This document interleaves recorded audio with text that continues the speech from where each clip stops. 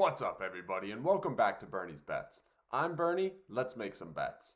Today, we'll be discussing ticker symbol CCIV for Lucid Motors and why I believe it will become an EV powerhouse and Tesla's first real competition. As always, I'm not a financial advisor. This is not financial advice. Let's get started. When I'm investing in long-term stocks, they have to answer a few simple questions for me. 1, do I trust the leadership? Is their technology innovative? And a more simple one, is the product something that I can get behind?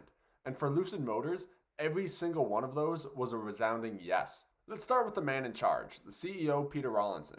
Pete, I think I can call him Pete.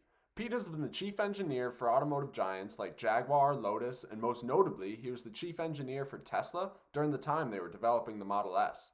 As much as Elon was responsible for the Tesla creation, Pete was his number 2 guy and the actual boots on the ground part of that team. He left in 2013 with a vision to take on Elon as the top dog in the EV race. This is like an Anakin and Obi-Wan type situation now. Brutus and Caesar, Shaq and Kobe. And you know what they say, when you take a shot at the king, you best not miss. And what Rawlinson did was develop the most efficient battery we have ever seen, the Lego battery as he calls it. Rather than being stored in bulky blocks like most batteries, it's a flat panel. And when you require more power, you can just stack more of them on top of each other like Legos. This has allowed for them to put the most amount of power into the smallest amount of space and create the first ever EV with a range over 500 miles. Now, way before the Lucid Air even debuted, Rawlinson first developed these batteries under the Ativa brand. Most casual racing fans know a few leagues, F1, NASCAR, Indy Series, but as the EV sector has begun to grow, natural competitive spirits developed into their own leagues. Thus came to be Formula E. First racing in 2014, it has allowed automakers to test the limits of EV engineering. For the first few seasons of Formula E, all teams were supplied an electric racing car built by Spark Racing called the Spark Renault SRT-01E. The chassis were designed by Dallara and the electric motor was developed by McLaren. But in October 2016, Formula E announced a new company, Ativa, would take over production of 100% of Formula E batteries. With their new innovative Lego batteries, racers were able to accomplish even greater records, and the first phase of Peter Rawlinson's plans were complete as he showcased on a global stage the most powerful and efficient batteries the world has ever seen. The success of the Ativa brand drew significant interest from one fund in particular, the Royal Saudi Fund. And in 2018, they poured over $1.2 billion into the Lucid Motor Company. Now, when you think of Saudi Arabia, what do you think of? Black gold, Texas tea. And what is the biggest danger to that entire industry? EV vehicles. So for them to be taking that big a stake in their competition is a major deal and shows that even the Saudis acknowledge EV is the future, and that future belongs to Lucid. The racing series continues under the Ativa brand, and in 2016, they officially announced their first consumer EV under the Lucid brand. The Lucid Air Dream Edition will be available by the end of this year and took the exact same powertrain from the Championship Ativa series and input it into their Lucid design.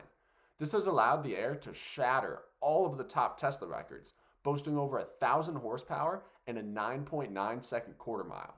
And this car looks freaking sleek too.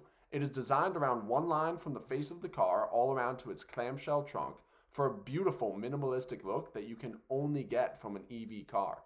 2 things in particular I love about the interior are the windshield that goes all the way to the back row, providing a unique panoramic view, and my favorite feature is they make great use of the car's space with reclining back seats, something that I've never seen before in any type of car. Now, I know what you're thinking. This car is cool and all, but I'll never be able to afford one. And that's true, for this model at least.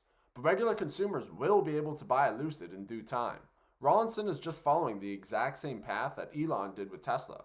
He's debuting the top-of-the-line model first, showcasing what the Lucid brand can do at its best, and getting world leaders and celebrities to buy into the Lucid vision.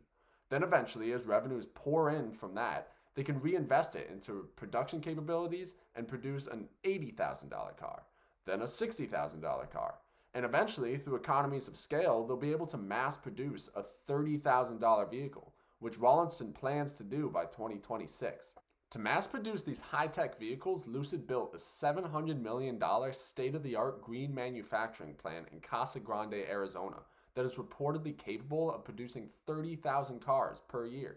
This facility is entirely powered by Lucid batteries, and that, I believe, is the most important aspect of Lucid Motor Company. They're not just a car company, they're a battery company first and foremost.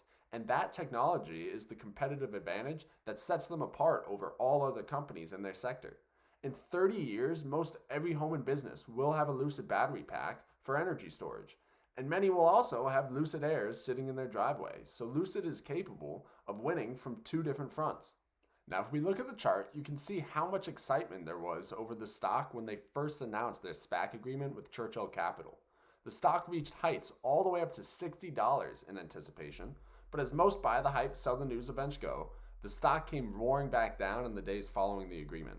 Still, the stock has maintained a clear wall above the $20 mark, and I expect it will stay here until models start releasing in quarter 3 or quarter 4. I'll continue to average down as it sits in this $20 range because really this company hasn't made any money yet. Once the revenue starts coming in and they hit their quarterly numbers, I expect the stock to skyrocket back up to $50, $60, and eventually well past the $100 to $200 mark. This is a stock I plan on holding for 5 to 10 years at minimum, and by the time I'm ready to sell, I fully believe this will be in the 1 to 200s, maybe even higher.